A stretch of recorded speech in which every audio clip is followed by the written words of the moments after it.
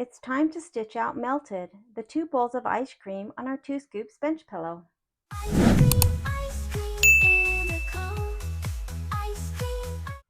Melted is on page 31. I have all of the fabrics backed with fusible interfacing and I have the batting.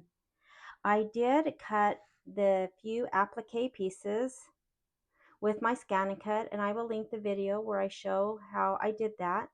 These two will also be applique, however they will be going over flexi foam, and so these are not available to pre-cut.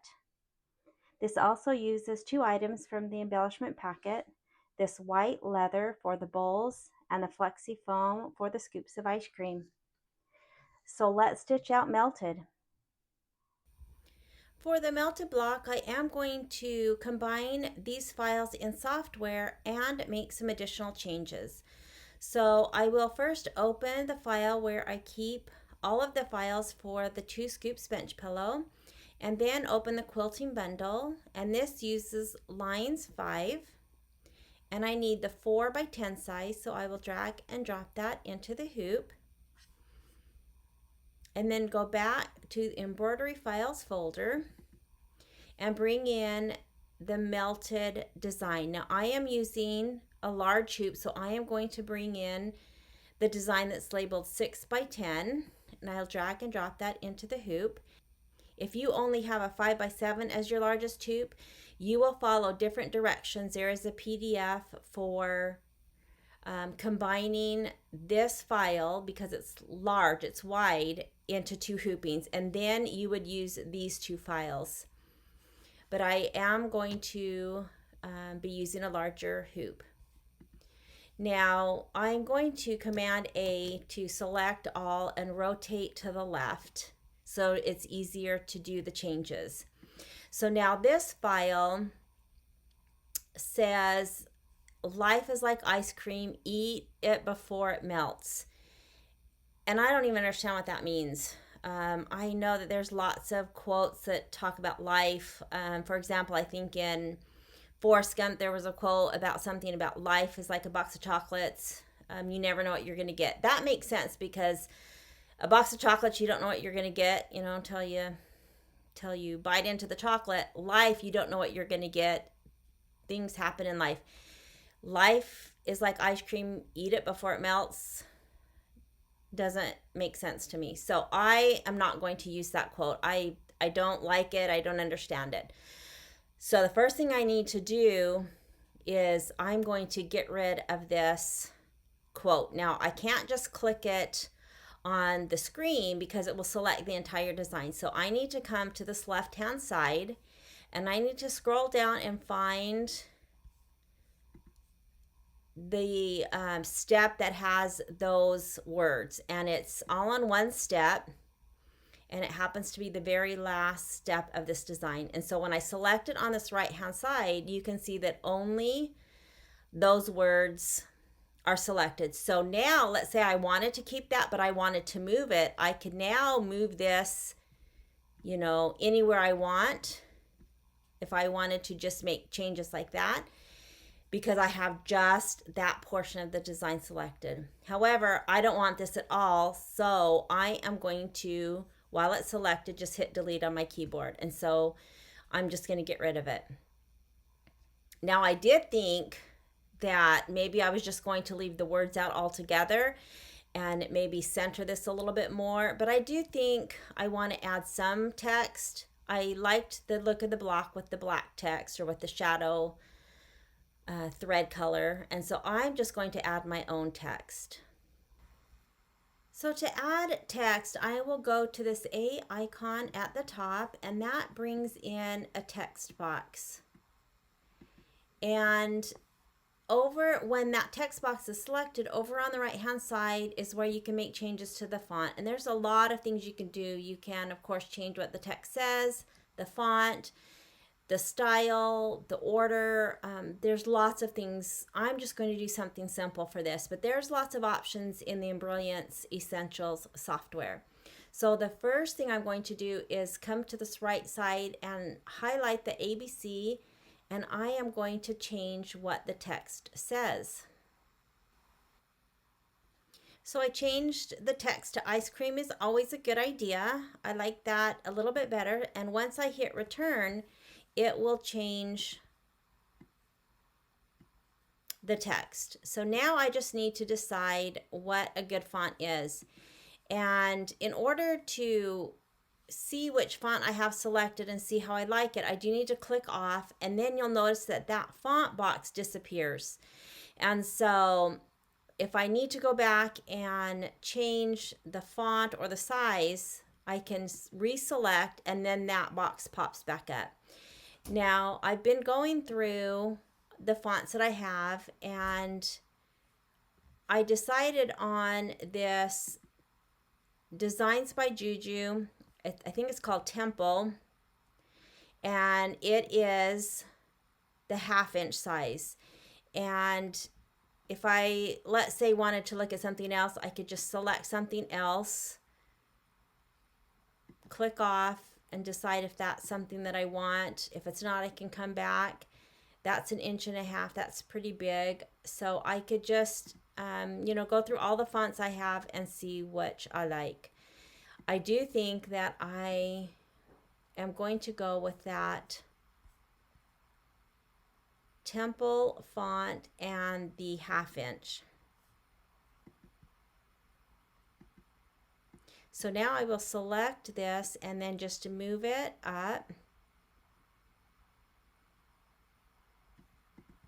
And I can just eye where this falls, or if I want to make sure that it's actually all centered, I will select everything. I will come up to Utility and down to Align and Distribute. And then on this top tab, I will select the center and apply.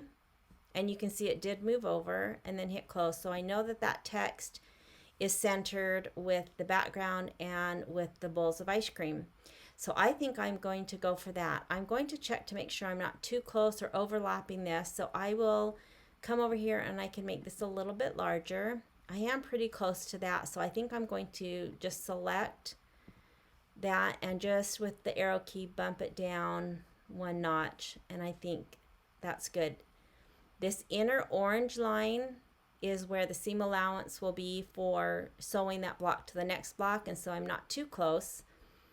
And I think that looks good. Now, if I want to put this all back into my design screen, the fastest, easiest way is to come up to this compass and then select H, and it will put your whole hoop back in. Everything looks good. However, I am going to change the color of this thread to a dark color just to kind of mimic the same look. I don't have to do that. This font or this text is its own step, so it's not going to combine with anything. I'm not going to color sort, but I still want to change it to a dark color. Now, if you look over here, it looks like there's nowhere to change the color, and that is because I'm in the letters portion of the font box. And so this is again where I change the actual text. I can change the font. I can do a bunch of style curves, things like that. Now, to get the color of the text, I just need to click on the tab next to letters, which is color. So right now, just by default, it came up with sky blue. So I am going to click on this swatch, and I am just going to scroll down until I can find a dark color, or scroll up. Right now I have the Brother embroidery. That's just what came up. If you are using a specific brand of thread, you can find that. I don't need the exact color that I'm going to be using. I kind of like the look to see if that's what I want, but it doesn't matter that it's exact. So I will just scroll until I find the dark colors, and here's black, and I will select that and hit OK. And so all that does is change the look. Again, this has nothing to do with the actual thread color of course, what you put in your machine. I could decide to put white when I'm at my machine, but I did want to change that, and it's a little easier to see. So I like that, and so I'm happy with this. There's only 1 or 2 other changes I'm going to make before I save this file. The first is to delete some of the steps in the background quilting that I don't run, and This is totally optional. Again, there's the 5 steps to the background quilting. And because I cut my batting to the exact size, I do not run the second step of the background quilting, which is the tack down of the batting, because my batting's already cut to size. So I'm going to delete that. And then the next step is the placement for the fabric, and that's just 1/4 of an inch outside the batting. Our background fabric is much larger, and so I choose not to run that, so I will select that and delete. So I'm left with the 3 steps that I choose to run, and that's the placement for the batting, the tack down of the fabric, and then the background quilting. Now, this file is ready for me to save, but I do need to make one more change. When I brought this file in originally, I rotated it so that I could, see the font and work with it facing the way that it's going to be in the quilt. And so now I am going to select all just by highlighting everything with a selection box. And I'm going to go back up to this rotate, and I'm going to rotate it. It came in actually like this, but I think I'm going to rotate it to the left so that it's facing this way. It doesn't matter. I just think sideways, I tend to like things better this way, but it really doesn't matter as long as it's just vertical and fits in my hoop. I could do that at my machine. However, I'm in software, so I'm going to do all of my changes right now. So now that I have this ready to go, all I need to do is come to File, Save Stitch File As, and I am going to, of course, put it into my Combined Files folder. And let's just write the name Melted. That's what the block is called. And I will save it. I will add this to my USB and take it to my machine. So let's get stitching these 2 cute ice cream bowls. I will go to Embroidery and to my USB, and I will open the Combined Files folder and bring in the melted block and hit Set. And I do need to change my hoop size, so I will go to my 7x12 and select OK and Embroidery. Now I am going to bump it down. It won't be by much, but I do have my muslin strip coming to the top or the back of my hoop. And so if I go to Layout and Move, I can just bump this down. And again, it won't be very far, but I can bump it down just to save on some stabilizer. And select OK. And then I always like to go to the minus plus needle. So I will start by stitching the placement for the batting. I will place my batting and my fabric and do the tack down of the fabric and the background quilting.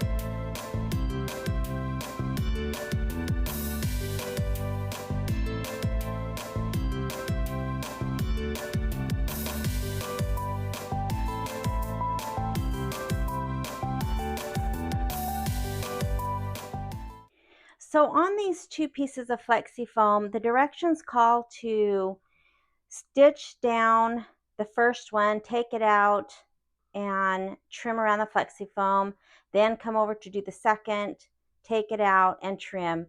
And because these weren't overlapping, I didn't have to worry about that. I went ahead and just didn't trim them until they were both done, just to save a step coming in and out of my machine.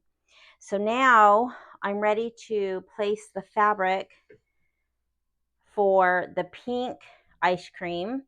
And the next step is going to be a placement for the fabric, and I am going to skip that. I'm also going to skip when it's time to do the placement for the chocolate.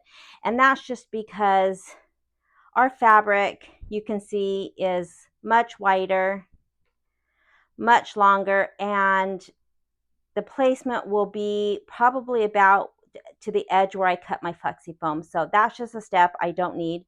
You can run it, but I'm just going to skip it. And so in order to skip that,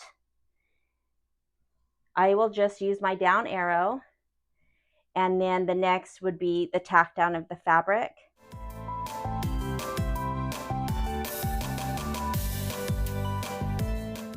So after tacking the strawberry ice cream down, I am going to trim the fabric, and then it's going to run part of the decorative outline, and then I will just repeat the same steps for the chocolate. I will skip the placement for the fabric. I'll put my fabric down, tack it down, and trim and run the decorative outline.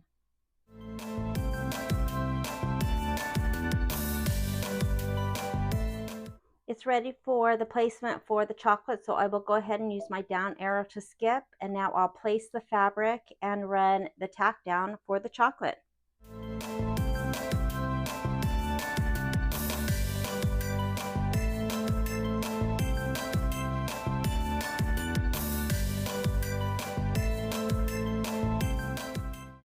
The next several steps are going to be for the bowls that will be used with the white leather.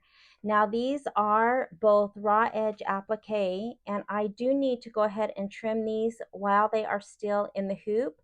Some of the pieces that I cut with the ScanNCut will go over the top and down the side of the bowl, and so I'm going to go ahead and cut them while they're in the hoop, about 1/8 of an inch outside of the stitching.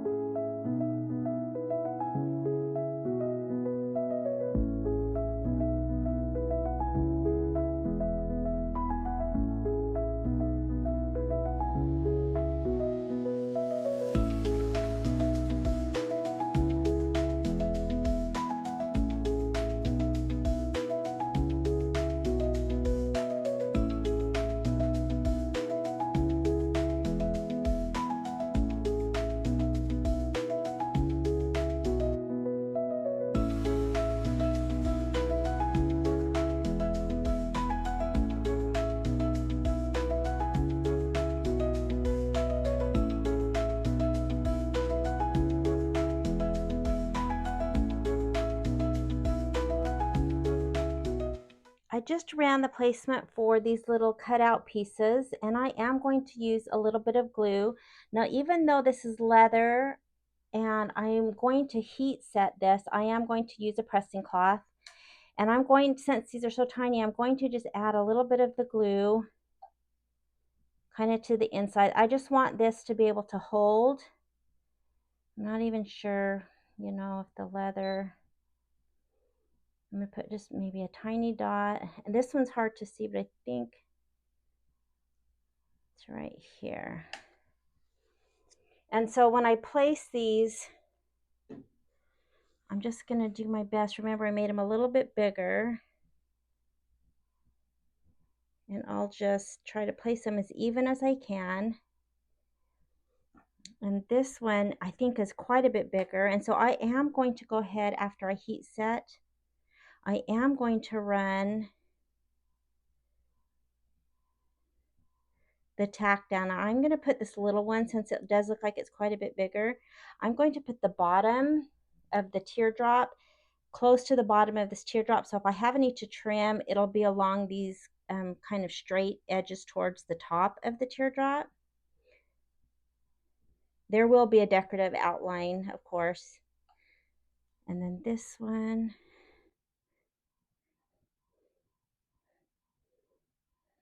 it's kind of hard to see.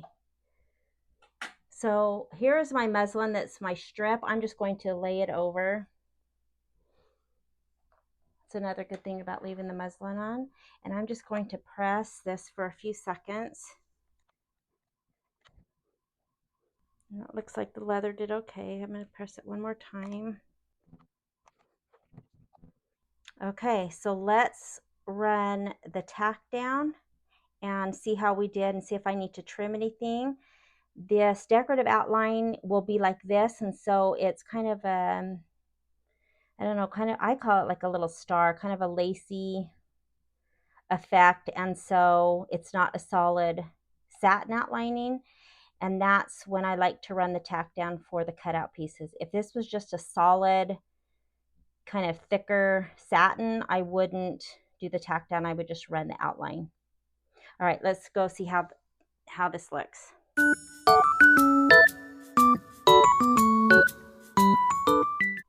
So you can see I did pretty good. I am going to trim a few spots. This bottom one, it was hard to see and I kind of missed that bottom. So I do definitely need to trim this one. I'm going to trim a little bit on this side. Again, I wouldn't probably worry about it if it was a thick satin outline, but I'm going to trim just a few of the places where it's a little bit more. But that did pretty good, and that you know, worked really well, better than trying to trim all that right now.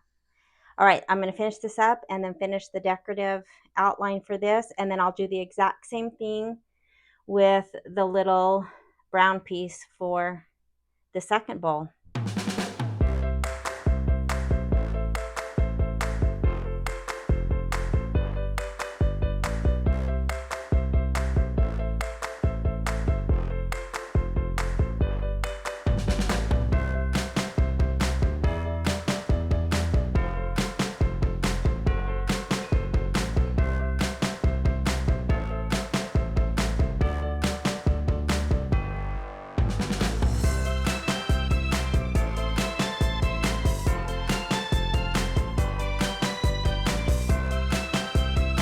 Last step is to add the text, and I am going to add a black bobbin since these are small words, and I am using the dark, almost black shadow thread, and I have a lot of black bobbins that I try to use when I have small dark text. So let's finish up this cute block.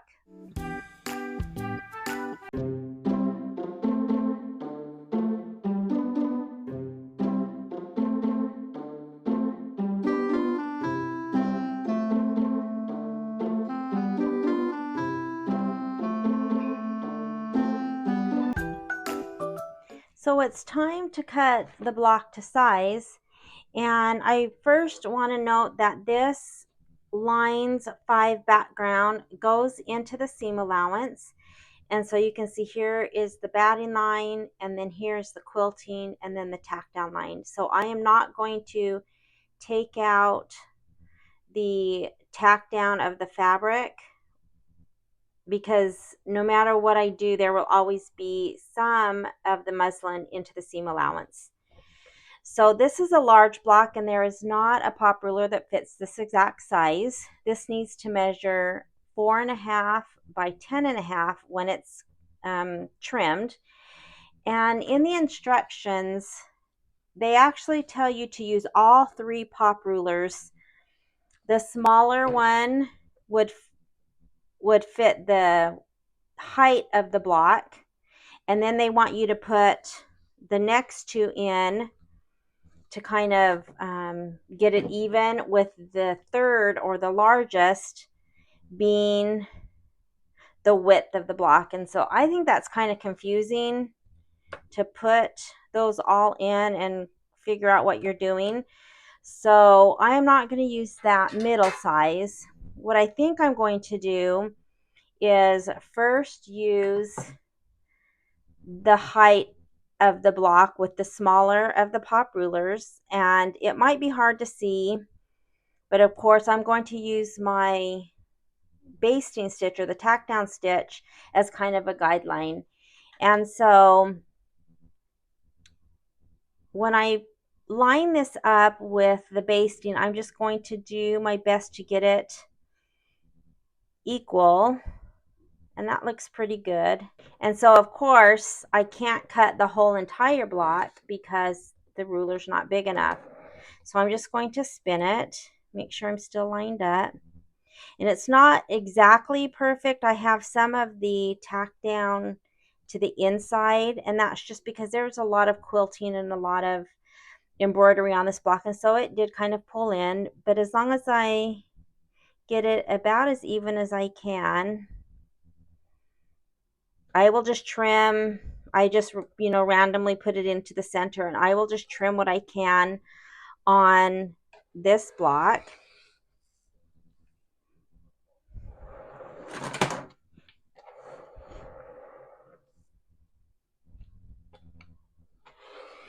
And that will give me a good guide for getting the larger cut. And I'm just going to go ahead and just trim this off. That's the rest of my strip. So now, of course, that only cut, a little bit of that, and we'll take care of the rest of that later. So now I need to take the larger ruler, and I'm going to line it up, again, as even as I can with the outside basting stitches. I am going to line up, I can do the top or the bottom, what I just cut, so I know that I'm going straight, and I will line that with the inside of the ruler.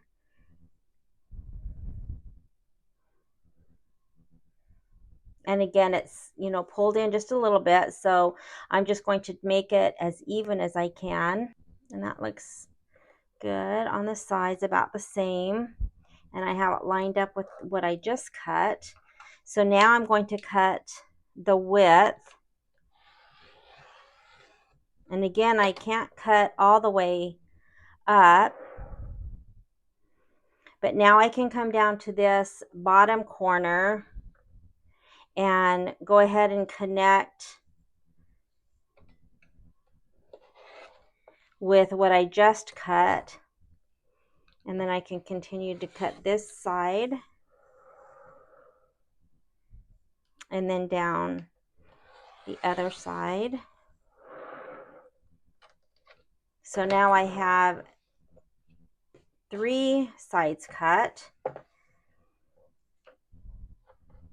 And I can take this ruler again and line it up with this edge and cut, but it's kind of big, so I think I'm going to pull another ruler just to cut the remainder of the edges. And so I'll just take this ruler, line it up, of course, where I cut,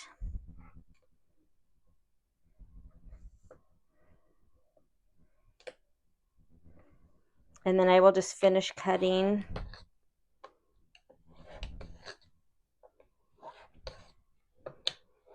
that little bit.